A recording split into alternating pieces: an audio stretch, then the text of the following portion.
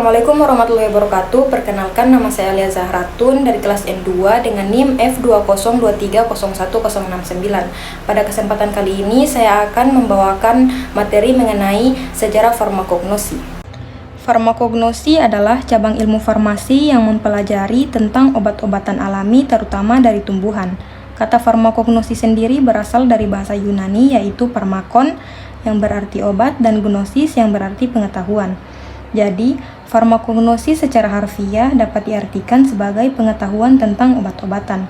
Farmakognosi adalah cabang ilmu farmasi yang berfokus pada penelitian, identifikasi, karakterisasi, dan pemahaman senyawa-senyawa kimia yang terdapat dalam bahan-bahan alam, seperti tumbuhan, hewan, dan mikroorganisme, serta bagian-bagian dari bahan-bahan tersebut yang digunakan dalam pengobatan dan terapi. Sejarah umum farmakognosi.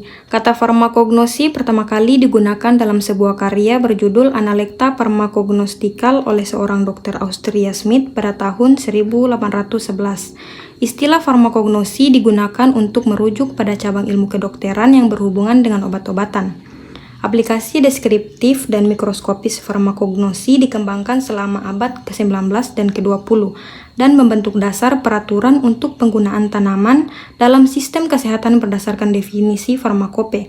Namun, pada tahun 1960-an dan 1970-an, farmakognosi mengalami transisi dari disiplin penelitian botani deskriptif menjadi disiplin yang lebih terintegrasi pada bidang kimia dan biologi. Pada abad ke-18, peneliti seperti Johann Adam Smith berkontribusi pada pengembangan farmakognosi dengan menjadi orang pertama yang menganggap istilah farmakognosis. Pada akhir abad ini, obat-obatan mentah masih digunakan sebagai bubuk, ekstrak sederhana atau tinktur.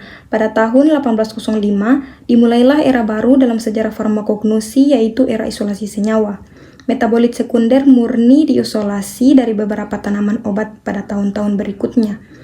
Pada abad ke-20, penemuan banyak obat dari sumber alami menjadi fokus dan pencarian ini tidak terbatas pada kerajaan tumbuhan. Obat-obatan, terutama hormon dan vitamin, ditemukan dari kerajaan hewan. Mikroorganisme dan flora laut juga menjadi sumber obat-obatan yang penting, terutama untuk antibiotik setelah penemuan penisilin oleh Fleming. Farmakognosi pada Mesir kuno. Bangsa Mesir kuno merupakan spesialis dalam penggunaan tanaman sebagai obat untuk menyembuhkan berbagai penyakit. Resep medis pertama, papirus hieratik, ditemukan di makam-makam Mesir. Dua papirus lainnya adalah papirus Ebers yang berasal dari 3.500 tahun yang lalu dan papirus ginekologi. Papirus-papirus ini berisi lebih dari 400 zat utama yang terlampir dalam farmakope Mesir. Farmakognosi di Yunani dan Romawi. Bangsa Yunani dan Romawi telah mengobati banyak penyakit menggunakan obat-obatan dari tumbuhan. Pitagoras pada tahun 580 setelah Masehi menggunakan obat-obatan yang terbuat dari mustar. Hippocrates menulis sebuah buku berjudul Corpus Hippocrastium pada tahun 480 setelah Masehi tentang berbagai obat-obatan. Murid Aristoteles, Theophrastus, menulis sekitar 500 tanaman obat termasuk ergot pada tahun 370 setelah Masehi. Dioscorides menjelajahi Mesir dan berbagai negara yang membantu mempelajari berbagai jenis obat dari tumbuhan. Dengan bantuan bukunya yang berjudul Greek Herbal of Dioscorides, ia menjadi orang pertama yang mendeskripsikan obat. Buku tersebut berisi sekitar 5.000 tanaman obat, hewan, dan obat mineral. Dioscorides dianggap sebagai apoteker pertama.